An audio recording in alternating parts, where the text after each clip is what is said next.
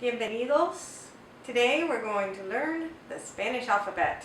We're going to learn how to pronounce the letters and the letter names. Good thing about the Spanish alphabet is it's very similar to the English alphabet, and since we already know the English alphabet, it's going to make it easier for us to learn Spanish.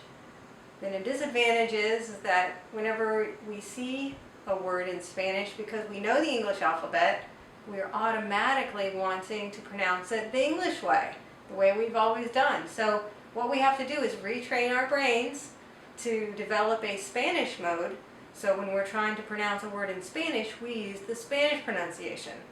So today what we're going to do is practice saying the letter name and then pronouncing the letter in a word and pronouncing the letter by itself, so that you can practice on your own developing an automaticity, an automatic ability to look at words in Spanish and pronounce all of the letters correctly.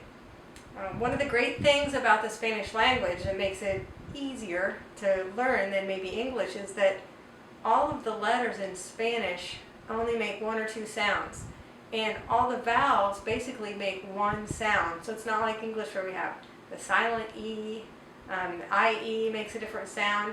In Spanish, everything is pretty straightforward, as you'll see. Okay, so here we have a list of words in Spanish, and I've underlined the letters in the words that correspond to a letter in the alphabet. So the first letter is A, the letter A, and it's pronounced A, adios, which means goodbye. Adios. A, adios. B, bien. B, bien. Bien means well. C, cosa. C, cosa. And here we have another word, cero. Cero makes the soft C sound. Cosa makes the hard C sound. In Spanish, the letter C can make two sounds, a hard C, k, and a soft C, s, just like the letter S. And similar to English, the hard C comes before O, A, and U. The soft C comes before E and I.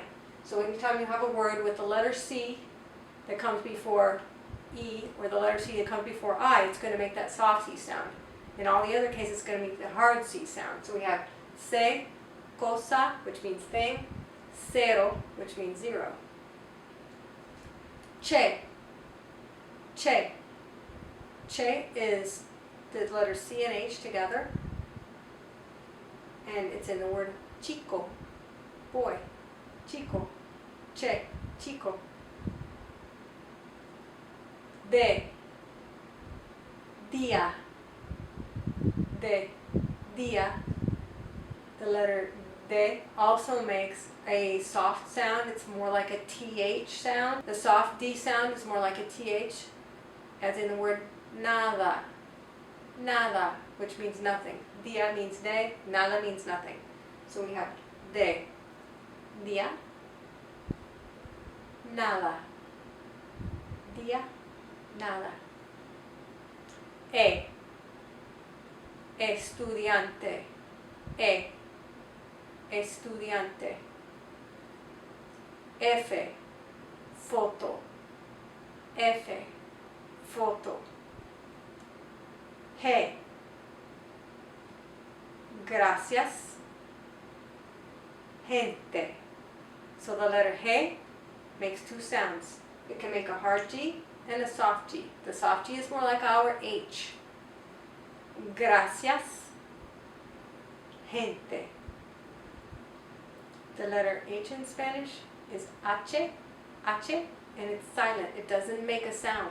So anytime you see the letter H, pretend it's not there. Hola, H, hola. The letter E in Spanish only makes one sound, I.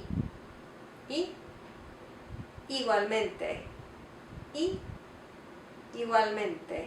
And when we say the vowels in Spanish, we want them to be short and crisp. I'm from Indiana. Everything kind of gets drawled out in Indiana. So for me, this was kind of a challenge to learn, but we just want to make them very short, not E, it's I, I, igualmente.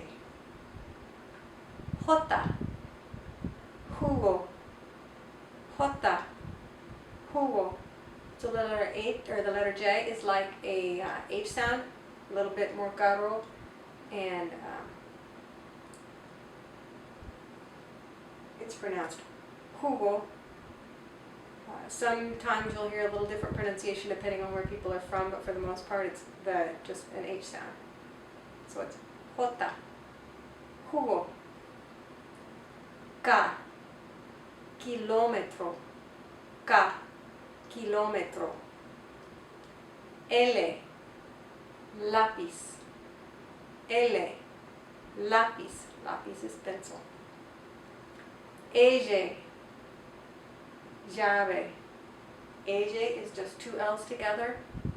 Usually you'll find it in the middle of words more than at the beginning. Ella, llave.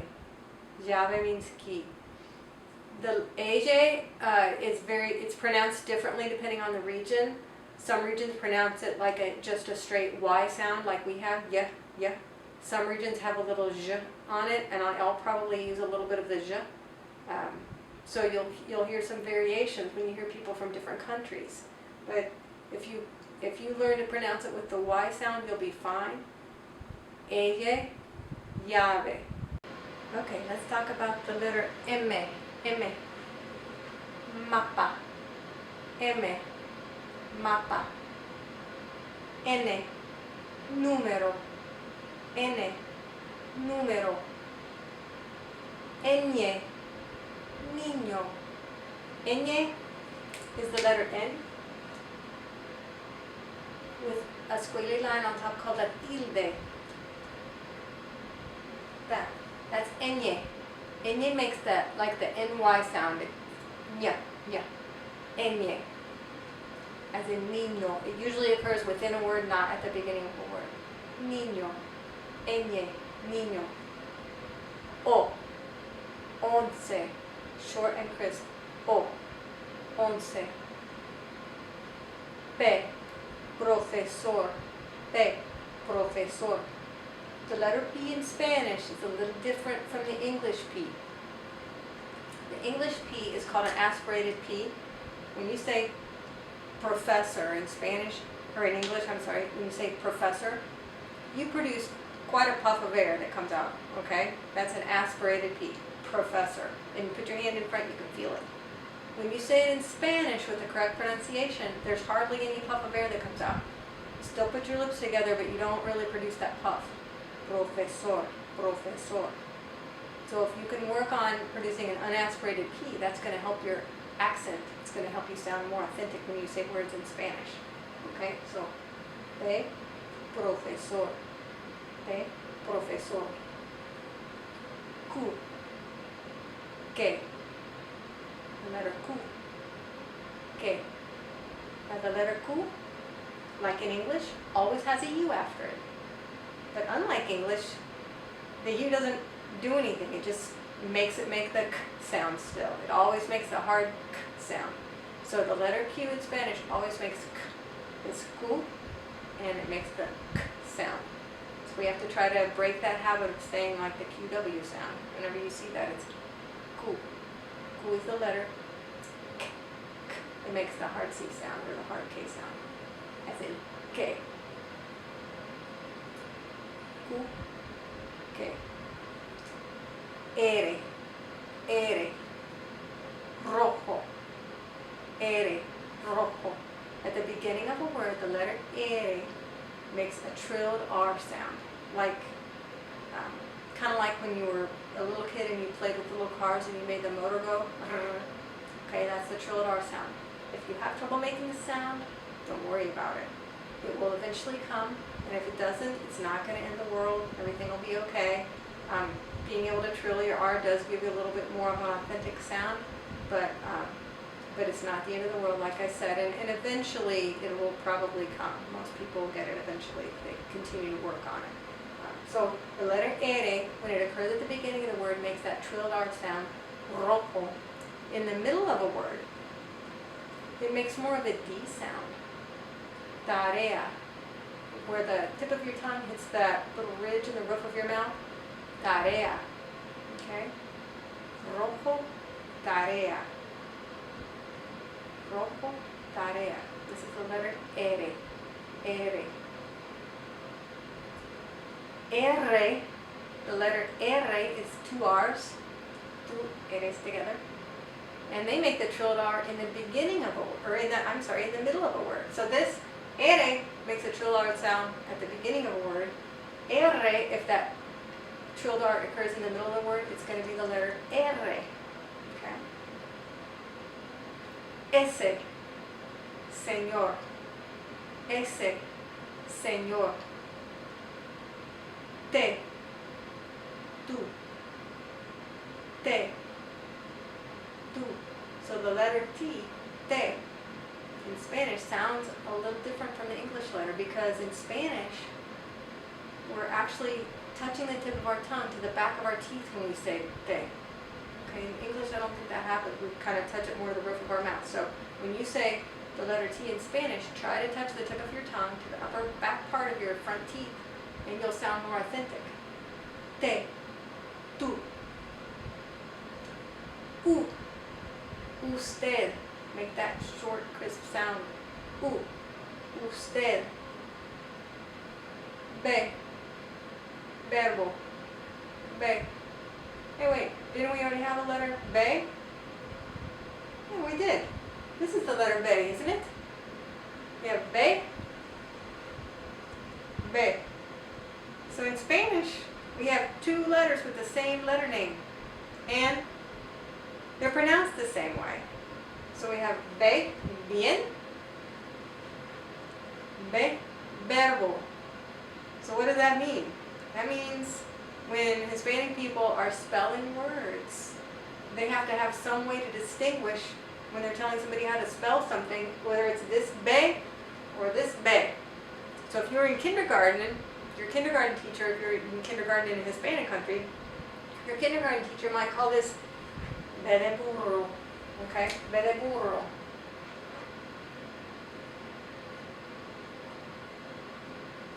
And that simply means the be in the word burro, because little kindergartners learn how to say the word burro and spell it. And they might call this be de vaca. Vaca. Vaca means cow in Spanish.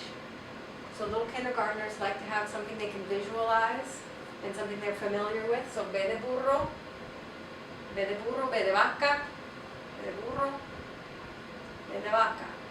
Another way, a more grown-up way, is this is be alta, which means the tall.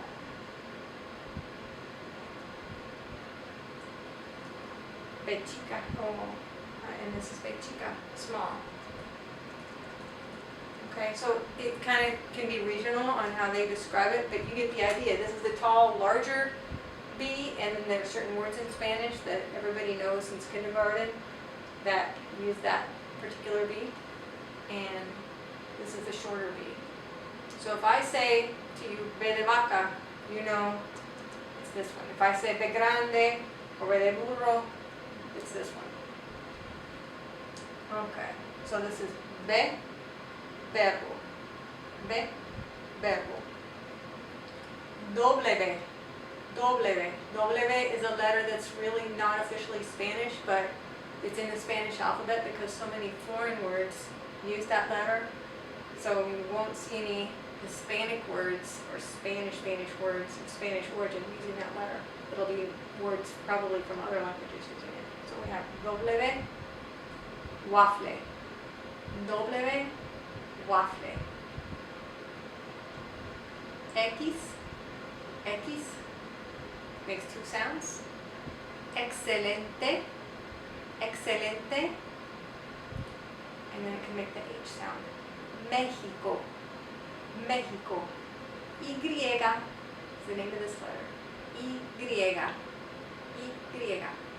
and it's pronounced yo. Y, yo. The last letter, Z. Zeta.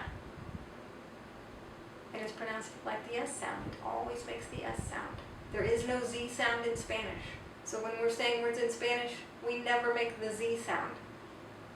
So when you see the letter Zeta, just make the S sound. Zapato, zapato, Zeta, zapato.